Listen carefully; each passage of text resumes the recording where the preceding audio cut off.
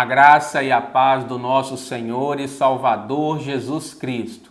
Nós vamos ver aqui que nem tudo que acontece em minha vida e na sua vida tem um tempo determinado por Deus. Ou seja, Deus não determinou tudo o que vai acontecer em minha vida e nem na sua. Por quê? Isso seria tirar o meu poder de escolha, de decisão. Então, nem tudo que acontece em minha vida tem um tempo determinado por Deus. Quando Salomão escreveu o Eclesiastes, nós temos que entender o que ele estava querendo dizer, o que ele estava afirmando, dizendo ali, quando ele disse isso, que tudo tem um tempo determinado por Deus. Porque o livro de Eclesiastes possui apenas 12 capítulos. E por pelo menos 25 vezes, ele diz que ele viu debaixo do sol muitas coisas. Então Salomão estava ali mostrando a sabedoria dele em relação às coisas que ele viu debaixo do sol. Foi a sabedoria que Deus deu a ele a respeito das coisas pertencentes a essa vida aqui, a vida natural. Então, por 25 vezes ele diz debaixo do sol e por 3 vezes ele se refere a debaixo do céu. Então ele vai dizer assim: vi mais debaixo do sol, no lugar do juízo, impiedade, e no lugar da justiça, impiedade ainda. Ainda há um mal que vi debaixo do sol, como o erro que procede do governador. O tolo assentam-no em grandes alturas, mas os ricos estão assentados em lugar baixo. Dentre muitas coisas que Salomão viu debaixo do sol, é que no lugar do juízo ele viu impiedade, e no lugar da justiça, mais impiedade ainda.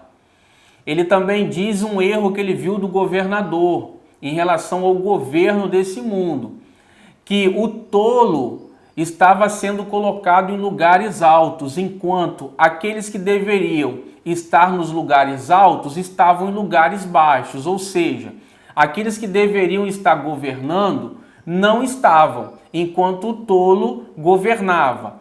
Então ele está se referindo aqui a coisas terrenas, porque se tudo que Salomão, tudo que acontece debaixo do sol tem um tempo determinado, e ele diz que haverá tempo de paz e tempo de guerra, então todas as nações terão que um dia fazer guerra. E isso, é claro, não acontece. Nem todas as nações entrarão em guerra ou entraram em guerra ao longo de sua existência, de suas existências. Também, na minha vida, ele diz que há tempo de amar e tempo de odiar. Se ele estava se referindo às nossas vidas, todos nós teremos que odiar um dia. Então vejamos que ele não estava se referindo à minha vida e à sua em particular, mas ele estava se referindo àquilo que acontece nesse mundo, uma visão terrena. Deus estava mostrando ali a sabedoria a Salomão a respeito das coisas pertencentes ao mundo e não naquilo que se refere de forma específica para a minha vida e para a sua. Porque Paulo diz que aquilo que o homem semeia, ele colhe. Se ele semear na carne, ele colherá destruição. Se ele semear no espírito, ele colherá vida eterna.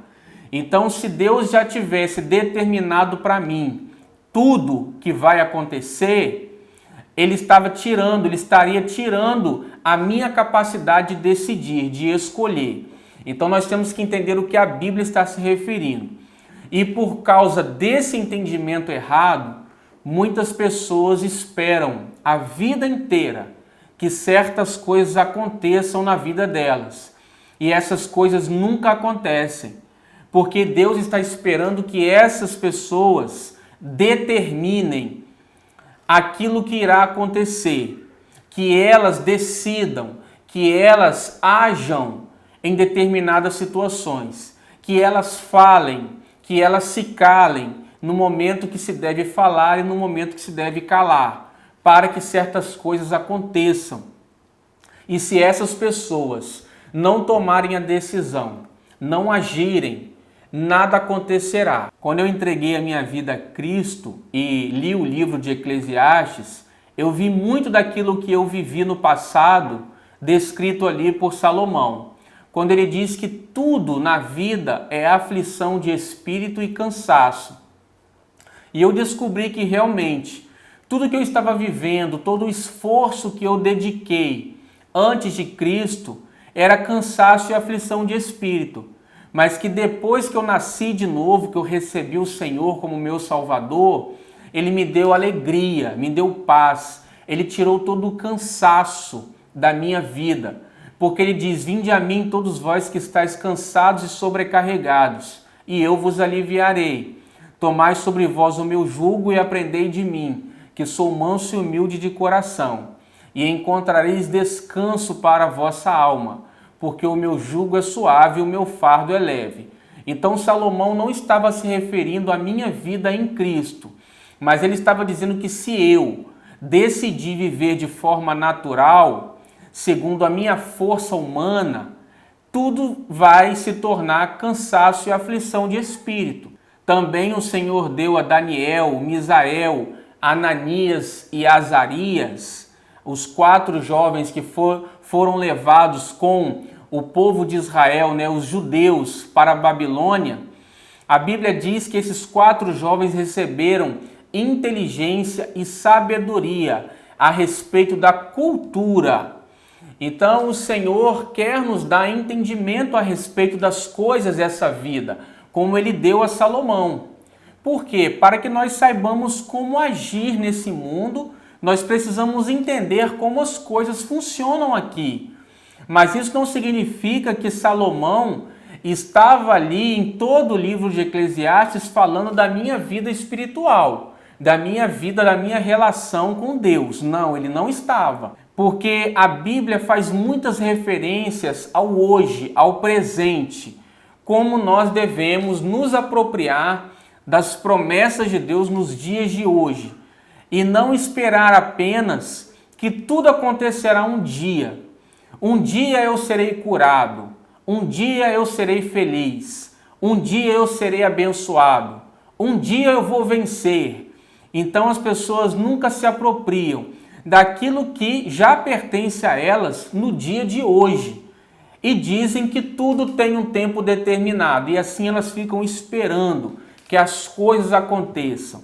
Porque em alguns casos nós teremos que esperar sim. No Salmo 40 diz: esperei com paciência no Senhor, e Ele se inclinou para mim e ouviu o meu clamor. Então, obviamente que nós temos que saber esperar no Senhor, mas nós temos também que saber nos apropriar hoje daquilo que já nos pertence. Porque a Bíblia diz assim: assim, pois, como diz o Espírito Santo, hoje, se ouvirdes a sua voz, não endureçais o vosso coração, como foi na provocação no dia da tentação no deserto. Muitas pessoas estão aguardando um dia para elas entregarem suas vidas a Cristo. E assim elas não tomam a decisão, elas não se arrependem, elas não creem. E elas poderão morrer sem salvação, porque estão deixando para um dia. E aqui a Bíblia está dizendo: se hoje ouvides a voz do Senhor vosso Deus, não endureçam o vosso coração. Ou seja, depende delas.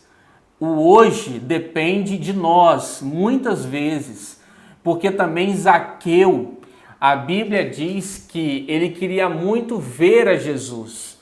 E por isso, sabendo por onde Jesus iria passar, ele subiu em uma determinada árvore.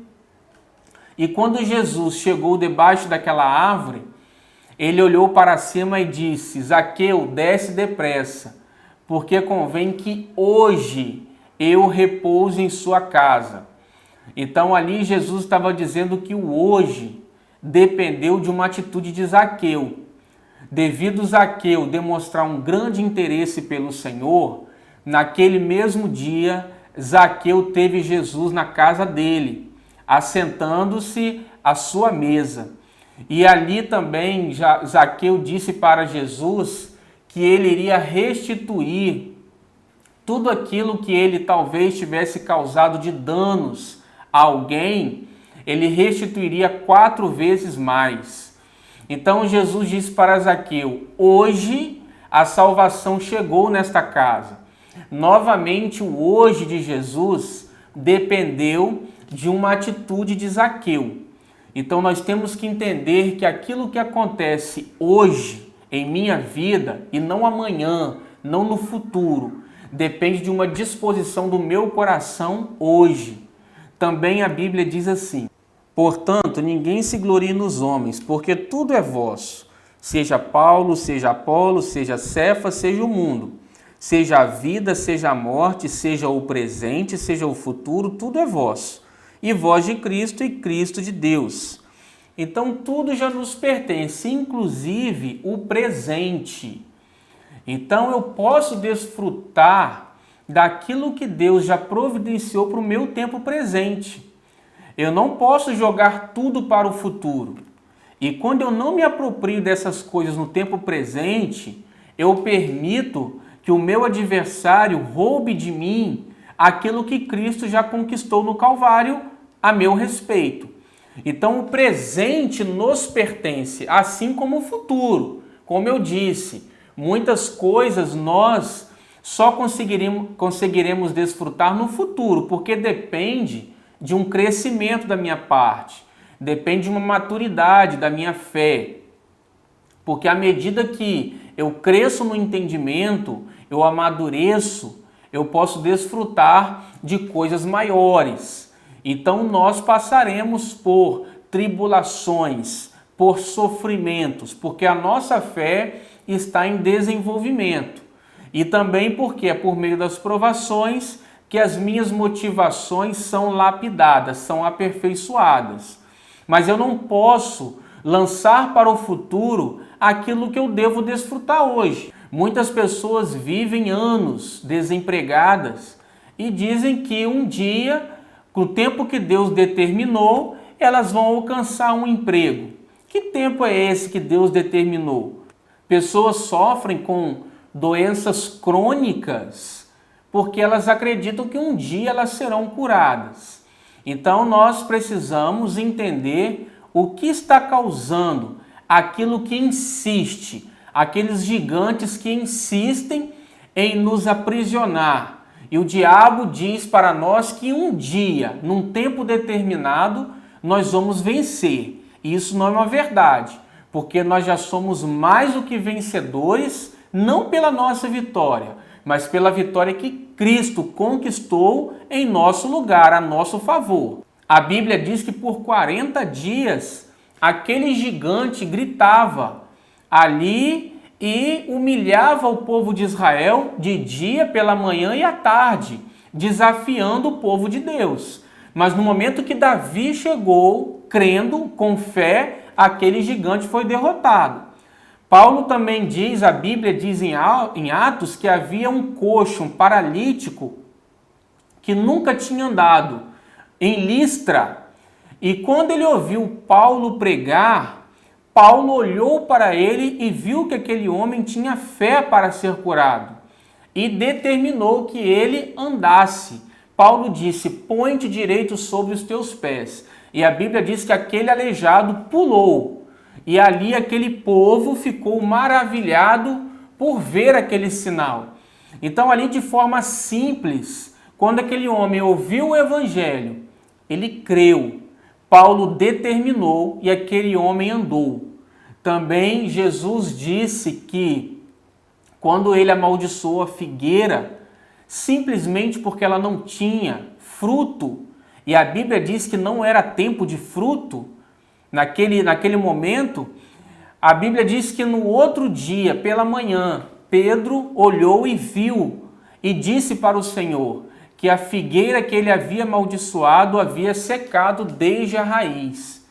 Então Jesus disse para aqueles discípulos: tende fé em Deus, em verdade vos digo que se vocês tiverem fé e não duvidarem no coração de vocês, não só fareis o que foi feito à figueira, mas até a esse monte, se vocês ordenarem, saia daqui e lança-te no mar, ele irá.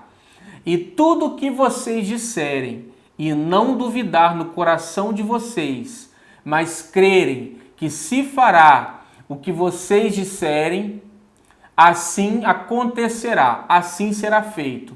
Então Jesus estava dizendo que o nosso coração, quando ele crê de verdade, ele pode determinar. Nós, com a nossa boca, iremos determinar e as coisas acontecerão. Olha o que também Paulo diz na palavra de Deus. Mas temo que, assim como a serpente enganou Eva com a sua astúcia, assim também sejam de alguma sorte corrompidos os vossos sentidos e se apartem da simplicidade que há em Cristo. Então Paulo estava dizendo que ele temia que a igreja de Corinto saísse da simplicidade que há no Evangelho. Isso porque o Evangelho ele é muito prático. Tiago diz, está alguém entre vós triste? Ore. Está alguém contente? Cante louvores. Está alguém enfermo? Chame os presbíteros da igreja. E esses, orando, colocarão as mãos sobre o enfermo e a oração da fé levantará o doente e Deus o curará. Então, o evangelho ele é muito prático. Nós precisamos desfrutar daquilo que a Bíblia traz para nós e não colocarmos uma série de obstáculos. Às vezes achamos que não somos capazes, não somos bons o suficiente para orarmos e vermos resultado. Mas nesse mesmo capítulo 5, Tiago diz que Elias era um homem sujeito às mesmas paixões que nós. No entanto, ele orou para que não chovesse e por 3 anos e meio não choveu sobre a terra. E depois, novamente orando, ele pediu a Deus que chovesse e a chuva voltou sobre aquele povo. Então nós temos que entender que quando Jesus diz aquilo que 2 de vós concordarem na terra, será concordado no céu, ligado no céu. Aquilo que vocês desligarem será desligado. E tudo que 2 de vós concordarem na terra, acerca de tudo quanto pedirem, será feito pelo nosso Pai que está nos céus. Então nós temos que crer na objetividade da palavra de Deus. Agora, se nós colocamos sempre um obstáculo, um será que é da vontade de Deus? Será que Deus vai fazer? Será que Ele quer? Será que chegou o tempo determinado? Nós temos que vigiar, tomar cuidado com isso, porque isso passa a se tornar uma regra e nós deixamos de viver o hoje, as maravilhas que Deus determinou para nós hoje. Muitas vezes o que nos impede de viver o presente e lançarmos tudo para o futuro são as prisões do passado, experiências que nós tivemos, falhas que nós cometemos e que nós ainda não nos apropriamos do perdão do Senhor. E a Bíblia diz assim para nós: Eu mesmo sou o que apaga as tuas transgressões, por amor de mim, e dos teus pecados me não lembro. Porque serei misericordioso para com as suas iniquidades, e de seus pecados e de suas prevaricações não me lembrarei mais. Então, se o Senhor perdoa os meus pecados, perdoou e não se lembra mais, porque eu vou permanecer me lembrando dos erros que eu já cometi? E talvez esse passado foi ontem, né? Foi no dia de ontem. O que aconteceu ontem ficou no passado. Eu devo crer que eu posso todas as coisas naquele que me fortalece. Então, se ontem eu cometi um erro e eu me arrependi, e o Senhor me purificou de todos os meus erros, hoje eu preciso crer que eu posso viver uma vida que agrada ao Senhor. Eu posso honrar o Senhor com a minha vida hoje e não permanecer preso naquilo que eu cometi no passado. Assim como Elias era sujeito às mesmas paixões que nós, mas ele era justo, porque a oração do justo pode muito em seus efeitos. Então o Senhor já nos justificou. Ele tirou toda a culpa. Nós não temos mais que permanecer presos em falhas que nós cometemos. Vivamos o hoje, crendo na eficácia da palavra de Deus, porque ela é poderosa. Então nós temos que crer, alimentar o nosso coração, para que quando nós determinarmos, se nós não duvidarmos em nosso coração, mas crermos que fará, que acontecerá aquilo que nós dissermos, assim será feito. Então, creia, se aproprie do hoje, do agora. Não fique lançando as coisas para o futuro. O Senhor não te chamou para você ficar preso em nada, em doenças crônicas, em enfermidades, a falta de perdão, em nada, em miséria, em pobreza. Não, o Senhor te fez próspero. E eu não estou pregando teoria, evangelho da prosperidade. Por quê? Porque eu nem sou remunerado pela igreja.